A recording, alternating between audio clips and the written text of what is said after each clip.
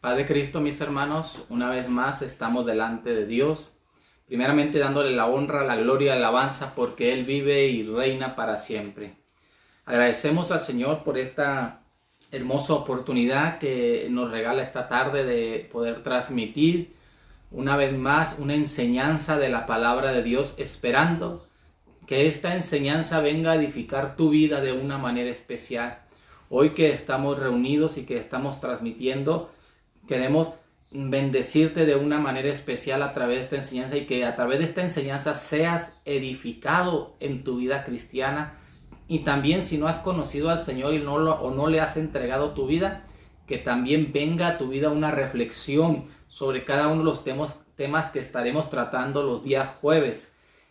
Hoy iniciamos el día jueves una serie llamada Escatología Bíblica o profecía, que tiene que ver con los últimos sucesos que van a ocurrir en la tierra antes del advenimiento de nuestro Señor Jesucristo.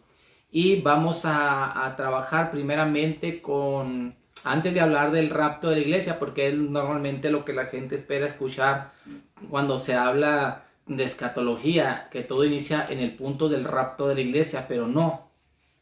La escatología da inicio en el sentido de cómo va a estar el ambiente en el mundo y en la iglesia en los últimos días del tiempo, que antes que venga el Señor. Y es lo que yo voy a tratar, trabajar durante ya sea este jueves y el próximo. Si concluimos este jueves, pues gloria a Dios, iniciaremos la semana que entra con el tema de la apostasía. Pero hoy quiero reflexionar sobre la condición, ¿sí? El carácter o el perfil psicológico, como les mencionaba. ¿Por qué hablar de un perfil psicológico? Bueno, eso lo voy a mencionar más adelante. Quiero que abras tu Biblia ahí en segunda carta de Timoteo, no el libro, es carta, así que segunda carta a Timoteo, capítulo 3, verso 1, y dice así. Si tienes tu Biblia en la mano, puedes tomarla y acompañarme en la lectura de la palabra de Dios. Y dice así: para honra y gloria de nuestro Señor Jesucristo. También debes de saber esto, que en los postreros días vendrán tiempos peligrosos, porque habrá hombres amadores de sí mismos, ávaros, vanagloriosos, soberbios, blasfemos, desobedientes a los padres, ingratos, impíos, sin afecto natural, implacables, calumniadores, intemperantes, crueles, aborrecedores de lo bueno, traidores, impetuosos, infatuados, amadores de los deleites más que de Dios, que tendrán apariencia de piedad, pero negarán la eficacia de ella. A estos evita, porque ellos son los que se meten en las casas y llevan cautivas a las mujercillas cargadas de pecado y arrastradas por diversas concupiscencias. Están siempre aprendiendo y nunca pueden llegar al conocimiento de la verdad.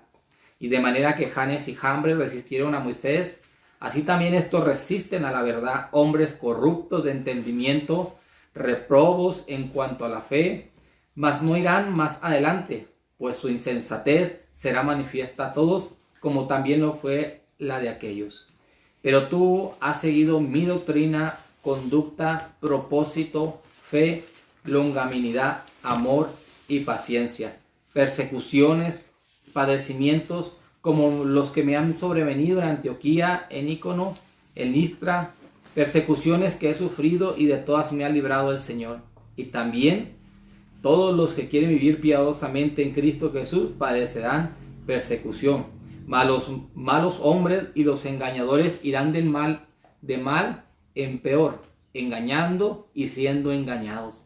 Pero persiste tú en lo que has aprendido y te persuadiste, sabiendo de quién has aprendido, y que desde la niñez has sabido las sagradas escrituras, las cuales te pueden hacer sabio para la salvación por la fe que es en Cristo Jesús.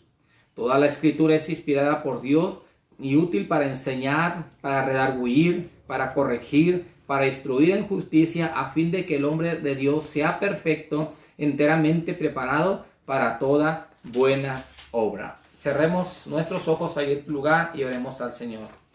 Padre Celestial, Una vez más, Señor, se ha abierto tu palabra. Te damos gracias, Cristo maravilloso, por la oportunidad tan maravillosa que nos prestas de estar aquí ocupándonos en las cosas que son tuyas. Te pedimos bendición para cada uno de mis hermanos que están viendo este video.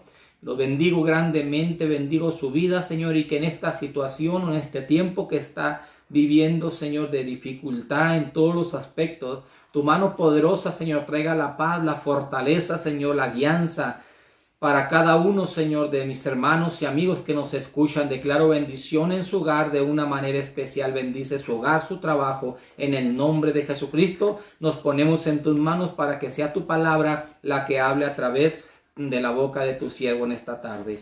Amén y amén. Gloria a Cristo. Bueno, como te decía antes de leer la escritura, el tema es el perfil psicológico del hombre de los últimos tiempos. Vamos, ¿por qué perfil psicológico? Bueno, cuando hablamos del perfil psicológico nos referimos a la manera de pensar y a la manera de actuar. El último hombre, y cuando me refiero a hombre no me refiero a sexo, no me refiero a solamente sexo masculino, a los hombres, no, me refiero a género, a ser humano, a hombre y mujer. Entonces, cuando hablamos de el perfil psicológico del hombre, refiriéndonos a todos, hombres y mujeres, nos referimos a la manera de pensar y a la manera de actuar de la persona, cómo van a estar actuando o cómo vamos a actuar antes de la venida del Señor. Recuerda que esta carta es bien importante, ¿sí? Porque Pablo es su última carta que va a escribir. Segunda de Timoteo es la última carta que escribe el apóstol San Pablo. Es lo que nosotros reconocemos como el testamento. Pongámonos un momento en la posición de Pablo. Pablo está a punto de ser sacrificado. Él ha peleado la buena batalla, él ha acabado la carrera y va a escribir su última carta. Y en esa carta que va a escribir a su discípulo amado, aquel que va a tomar su lugar, aquel que lo va a representar con sus enseñanzas, que va a transmitir lo que ha aprendido de él en ese momento tiene una hoja y tiene un papel, y es el momento en el que él va a transmitir a través de esa pluma, y en esa hoja tiene que dejar plasmado todas las recomendaciones, las instrucciones, todas las indicaciones que Pablo debe de entregar a su discípulo amado, porque ya no lo va a poder seguir discipulando, ya no lo va a poder seguir visitando o aconsejando, porque está a punto de ser sacrificado. ¿Y qué hace? Esta carta segunda de Timoteo es la última oportunidad para prevenir, para aconsejar, para instruir a su discípulo. Por eso la segunda carta de Timoteo es una carta muy importante, muy importante, porque es el testamento teológico, podemos decir, a Timoteo de parte de Pablo. Y en esa carta, si tú la has leído, ¿verdad? Pues hay muchas recomendaciones que aparecen a Timoteo. Y cuando está dando esas recomendaciones de lo que va a sufrir, de lo que va a vivir, de cómo debe comportarse, Pablo anexa en el capítulo 3, dice: aparte de todo lo que te he dicho, te he dejado esta carta, pero aparte de todo lo que te he dicho, además debes saber también esto. Hay algo más que debes de saber. Debes de saber guardar la doctrina, debes de saber pelear como un buen soldado, que te has enlistado en el camino de Dios y debes de ser fiel, debes de permanecer en la sana doctrina, porque posiblemente en el camino puedas cambiar, puedas desviarte, pero también te debo dejar esta advertencia. Aparte de todo lo que he advertido, también te voy a transmitir esto que es bien importante, que no lo olvides y que estés atento para el momento que llegue esto. Así que esta pluma de Pablo tiene mucho peso, porque es el testamento teológico, podríamos decirlo así, que va a dejar a su discípulo Timoteo. Y por eso empieza la carta de esta manera. También sea, acuérdate que dije unas cosas, pero también debes de conocer, debes de saber esto. ¿Y qué debe de saber Timoteo que es tan importante para su padre espiritual? ¿Qué debe de saber Timoteo que es tan importantísimo, que debe de quedar grabado en su mente? Que Pablo le dice, también debes de saber esto. No solamente aquellas cosas, que en los postreros días vendrán tiempos peligrosos. O sea, ahí va a llegar un momento que tú debes de entender bien desde ahorita, que más adelante van a venir tiempos muy difíciles. Y Pablo no está recalcando la dificultad en tiempos difíciles hablando de una profecía económica, ¿no? Se va a depreciar la moneda, no, nada de eso. Pablo está hablando en el contexto de la fe. Pablo está hablando en el contexto de la doctrina, en el contexto de lo que el cristiano debe de conocer. Y dice, van a venir tiempos que son muy peligrosos. O sea, al grado que si tú no tienes el cuidado debido, puedes caer en ese peligro. Van a ser tiempos tan peligrosos que si no prevés tú, si no te guardas, si no eres una persona disciplinada, si no estás fundamentado en la fe, entonces puedes caer o puedes ser herido o puedes desviar tu fe, porque van a ser tiempos muy peligrosos. Y Pablo empieza a describir un perfil, o como lo define la Biblia Reina Valera 1960 y Casiodoro y Ciprano de Valera en su subtítulo, y le dice carácter de los hombres en los postreros días. El carácter, cómo se van a comportar los hombres en los últimos tiempos, cómo van a pensar estos hombres.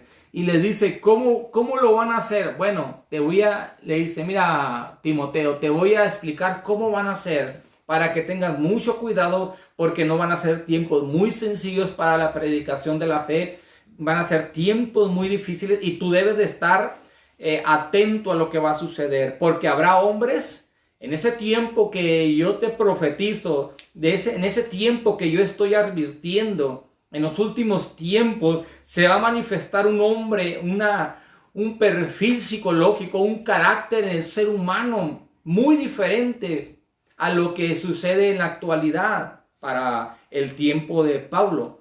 Y en ese tiempo los hombres van a tener estas características en su manera de pensar y en su manera de actuar. En primer lugar, esos hombres de los que yo te digo van a ser amadores de sí mismo. ¿Qué es amadores de sí mismo?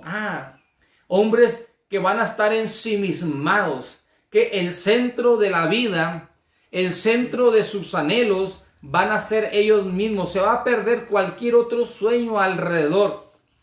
Todo va a girar alrededor del ser humano. El egocentrismo va a reinar, el egocentrismo en aquellas personas, al grado de que el centro de su vida van a ser ellos mismos, hombres amadores de sí mismos.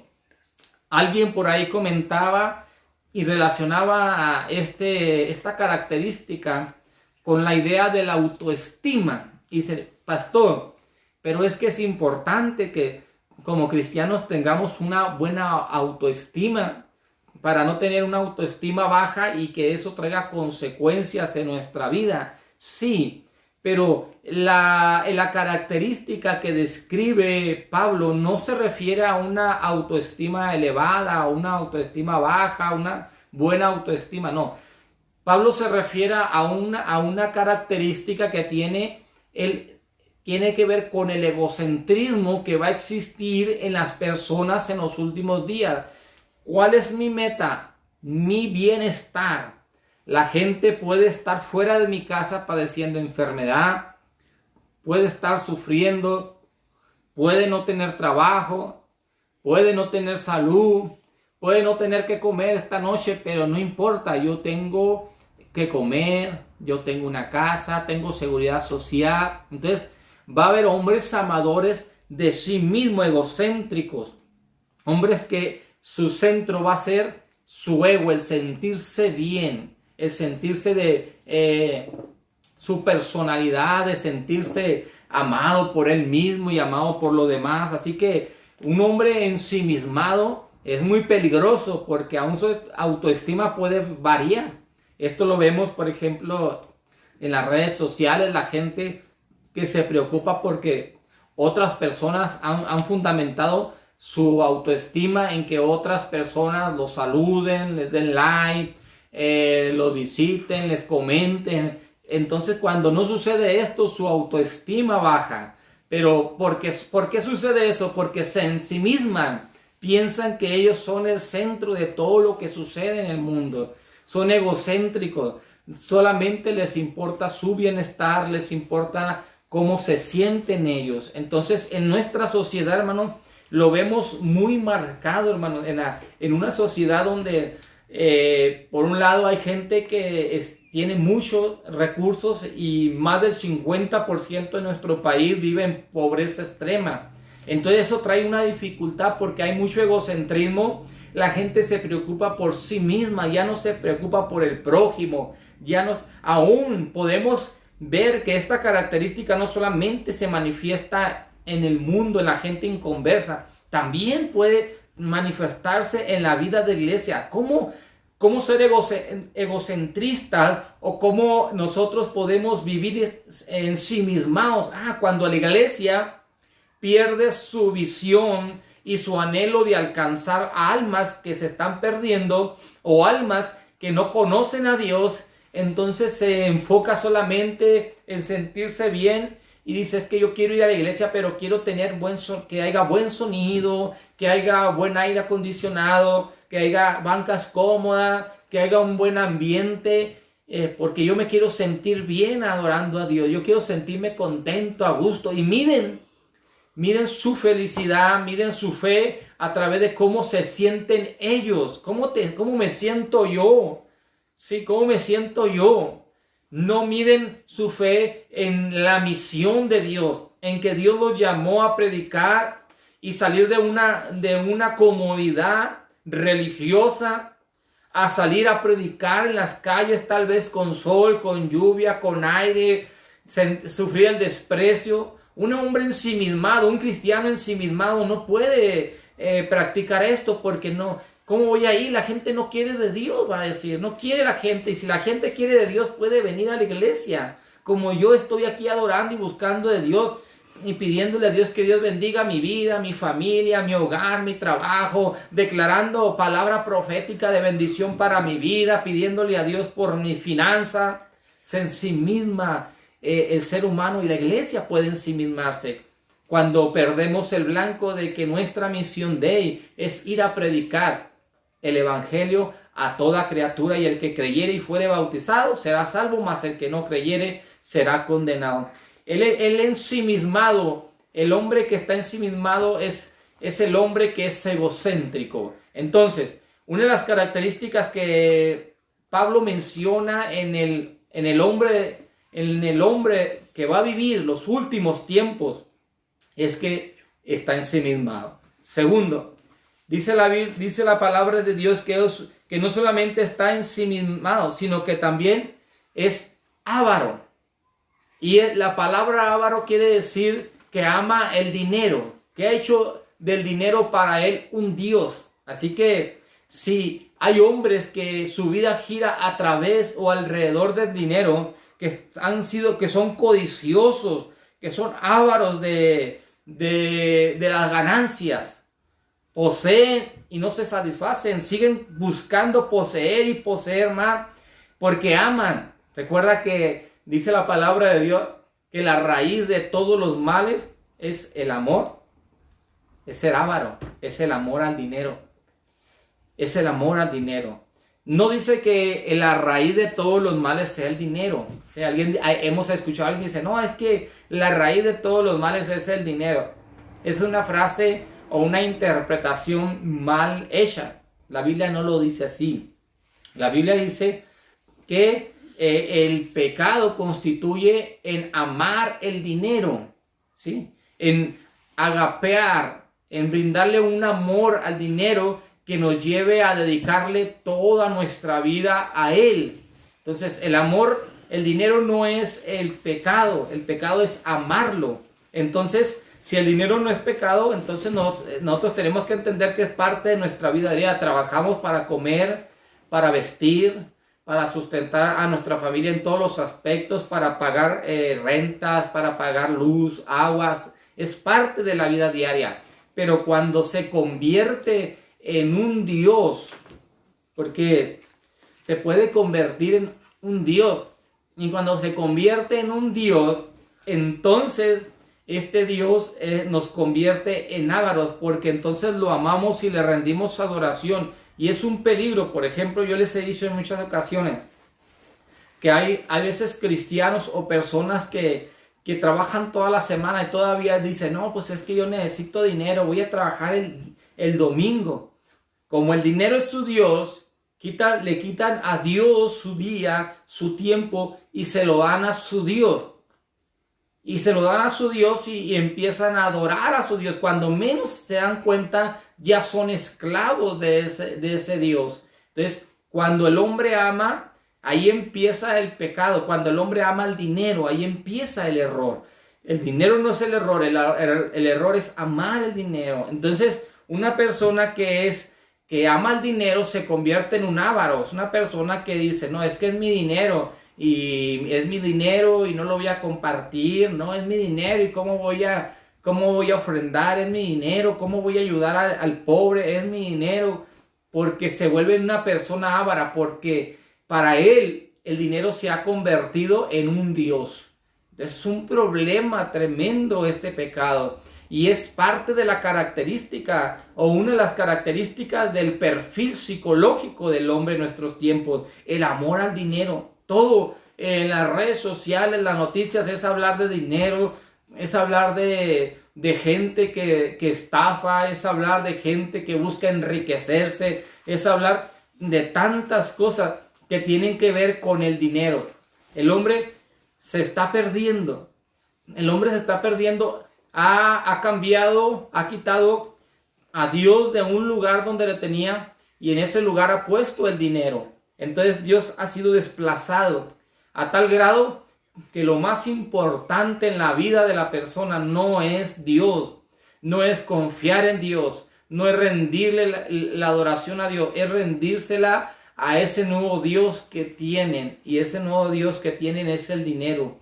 Y dice la palabra de Dios que el problema es que después que esas personas son traspasados por muchos dolores, y así es, hermano, el dinero va y el dinero viene, y a veces la gente tiene su confianza en algo tan pasajero, el dinero que es vanidad. El dinero es vanidad, la palabra vanidad significa pasajero. De repente tenemos días de vacas gordas y de repente vienen días de vacas flacas. Es normal en la vida que desarrollamos. Hay abundancia y hay escasez, ¿no? Pero la gente que tiene amor al dinero, cuando hay escasez, entonces hay dolor, hay desvelo, hay estrés, hay angustia, porque no ha depositado su confianza en Dios, que es su proveedor. Tú y yo debemos de depositar nuestra confianza en Dios. Él es nuestro proveedor. Él es nuestro proveedor. No importa que estemos pasando. Mira, el profeta Elías, allá solo, tal vez huyendo de una manera incorrecta por temor a la represalia de aquella mujer que quería asesinarlo. Pero hasta allá donde fue a dar, a esconderse, hasta allá Dios envió la provisión para que lo alimentaran, y los cuervos llevaban alimento. ¿Por qué? Porque Dios era su proveedor. Cuando tú y yo entendamos que Dios es nuestro proveedor, no importa la circunstancia, la adversidad, el problema, Dios va a proveer para tu vida. Dios va a proveer para tu familia. Confía en Dios. Tienes que poner esa confianza en Dios. Estos hombres no solamente se van a amar a sí mismos, y lo vemos en nuestra sociedad, una sociedad ensimismada. Estos hombres no solamente van a ser amadores del dinero, Y vemos una sociedad donde lo más importante es adquirir dinero y acumular riquezas, sino que también, dice Pablo, van a ser en tercer lugar hombres vanagloriosos, que es la jactancia, la vanagloria. Recuerda, la palabra vanagloria es una palabra compuesta de la palabra vana, que viene de vanidad, y gloria, o sea, una gloria superficial o una gloria vana que no tiene nada. No sé si tú, yo creo que sí has probado las nueces cuando compras una bolsa de nuez y luego de repente agarras una nuez y la quiebras y resulta que no tiene nada por dentro. Por fuera parece una nuez de buena calidad, te la vendieron como de buena calidad, pagaste por ella, pero al momento de quebrarla no tiene nada. Ah, es una nuez, se le dice, es una nuez vana. O sea, una nuez sin nada, sin contenido, sin esencia, sin ningún fruto interior. Lo mismo sucede con esta clase de hombres en nuestro tiempo. Van a vivir una gloria vana. Y es lo que sucede. La sociedad está viviendo jactándose o vanagloriosamente viviendo. Y esto afecta nuestra conducta como sociedad. Porque la gente, los vanagloriosos, los jactanciosos, presumen, ¿sabes qué? Yo traigo una corbata de 10,000 pesos y uso un reloj de 100,000 pesos y traigo un carro de 2 millones de pesos. Pero eso es vanagloria, porque eso es vano, eso es vanidad, eso es pasajero. Eso no te da el valor real. No, lo que hay en tu exterior no te da el valor de lo que tú eres. Sin embargo, vemos una sociedad vanagloriosa, jactanciosa, aparente, podemos decir, con una gloria vana, aparente. Y esto lo podemos ver en las redes sociales. La gente proyectando el día domingo, el día sábado, aquí comiendo en el restaurante. Tú dices que ese restaurante es algo lujosísimo y es súper caro. ¿Y cómo puede ser posible? Mire, ahí está X persona. ¡Qué envidia! Está comiendo. Y resulta que como es vanagloria, se gastó tratando de aparentar, de jactarse de algo que no tiene o algo que no es, una vida que no es de él. Y el lunes, pues ya no tiene dinero para comer, pide prestado o saca fiado o vive apenas comiendo lo poquito porque le es importante aparentar una gloria vana, jactarse de algo que realmente no es. Y eso lo debemos de tener mucho cuidado como cristianos.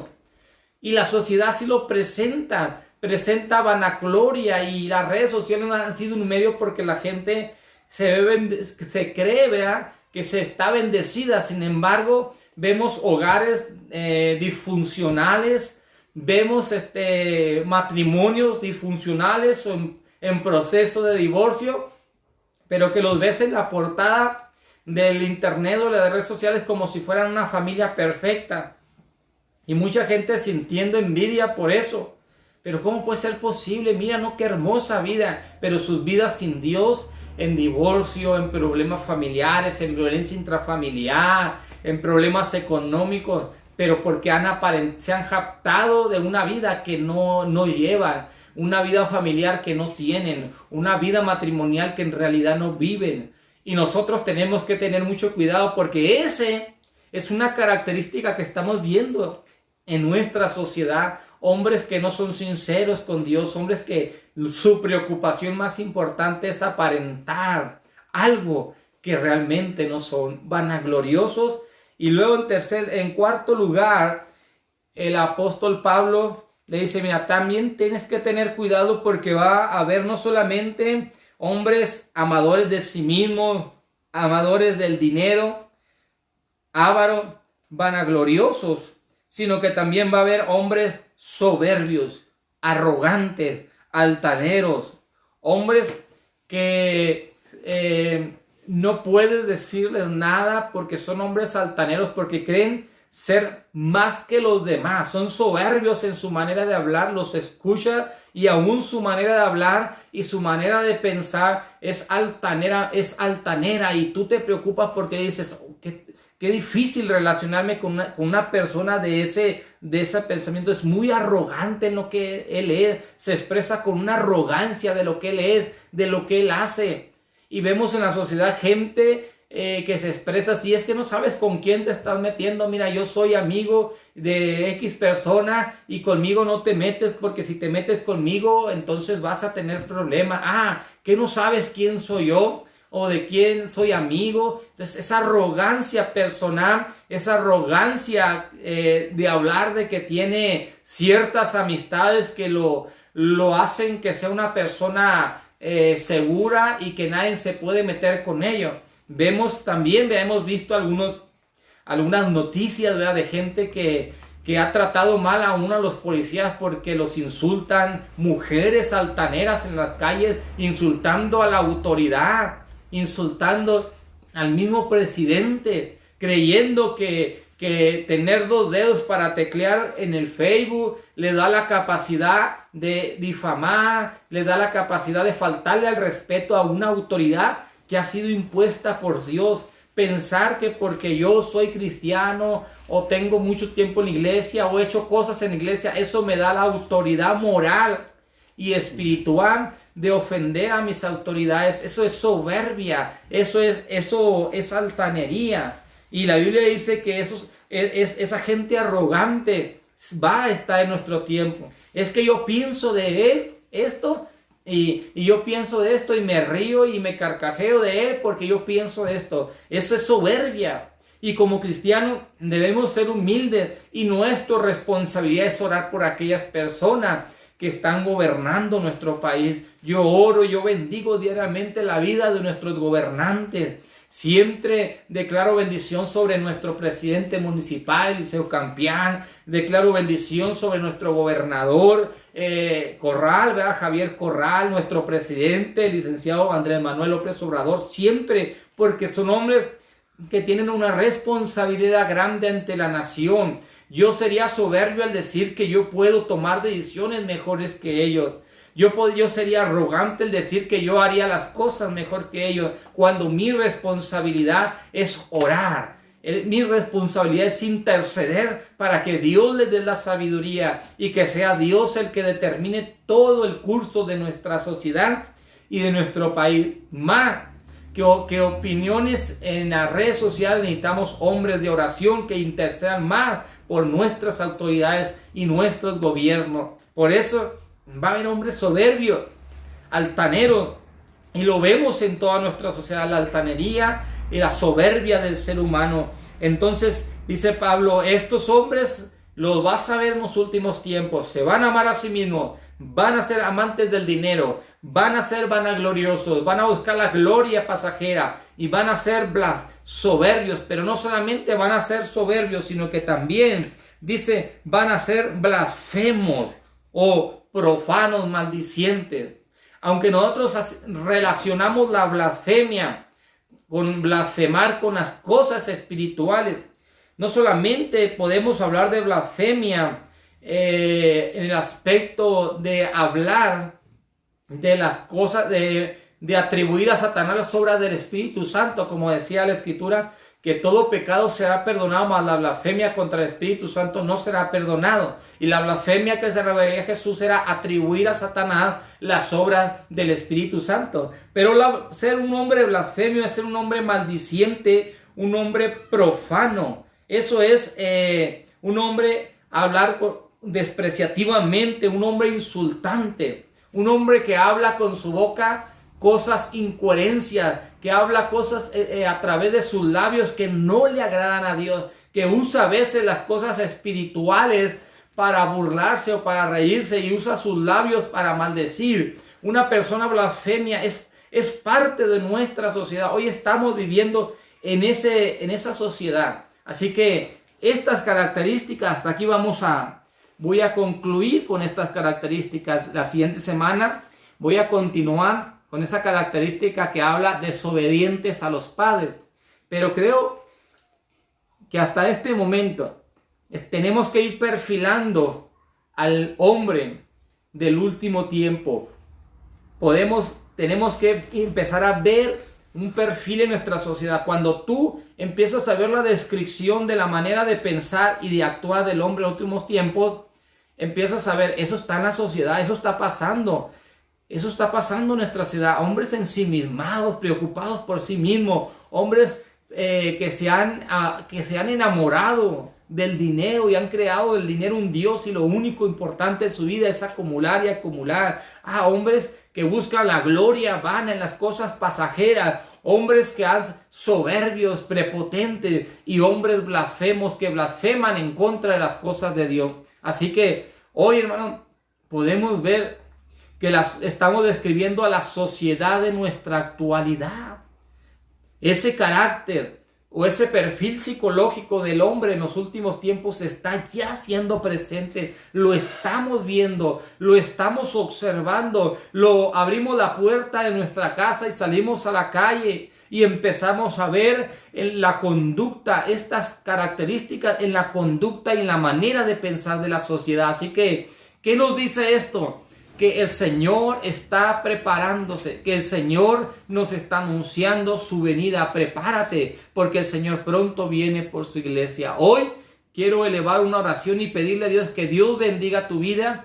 El próximo jueves, que será jueves de escatología, continuaremos con la serie de los últimos tiempos, para que sigas al pendiente. Terminando este tema, seguiremos con el tema de la apostasía, seguiremos con el tema del rapto a la iglesia, continuaremos con el tema de la gran tribulación o las bodas del Cordero, la cena del Señor, y luego iremos avanzando hacia adelante. Pero quiero orar y decirle al Señor que Dios bendiga tu vida de una manera especial, mi hermano, y que en estos momentos de dificultad, amigo, Dios te dé las fuerzas para seguir adelante. Dios bendiga tu vida y Dios provea lo necesario en tu hogar. Yo declaro que Dios provea siempre lo necesario en tu hogar, en tu vida. Bendiciones para tu vida, bendiciones para tu familia, bendiciones en tu hogar. Cerremos los ojos y oremos al Señor. Ahí en tu lugar, si puedes levantar tus manos, levanta tus manos y clamemos al Señor. Padre Celestial, una vez más, Señor, estamos delante de tu presencia. En esta ocasión, Señor, vengo a interceder por cada uno de mis hermanos que están escuchando o que van a ver este video. Que tú los bendigas grandemente, Señor, y que tú les permitas a cada uno de ellos, Padre, fundamentar su fe y entender la importancia de guardarnos hasta el final, Señor. Que nuestra conducta, que nuestra fe, que nuestra doctrina, Señor, sea siempre la correcta delante de ti, Señor.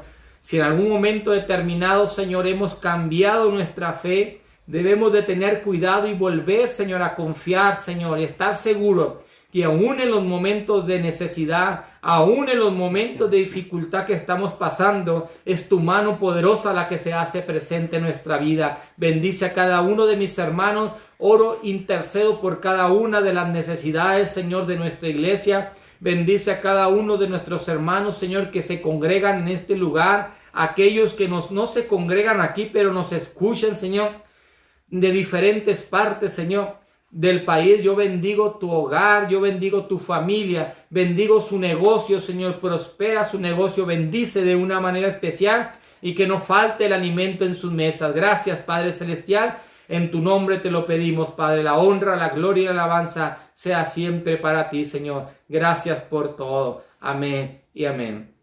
Recuerda que esta carta de 2 de Timoteo es el testamento. Es como el testamento de Pablo. Estoy a punto de ser sacrificado, pero tienes que saber esto, que en los postreros días vendrán tiempos peligrosos. Nos vemos el domingo a las 10:30, a las 10 de la mañana y a las 12 del mediodía. Dios te bendiga, mi hermano.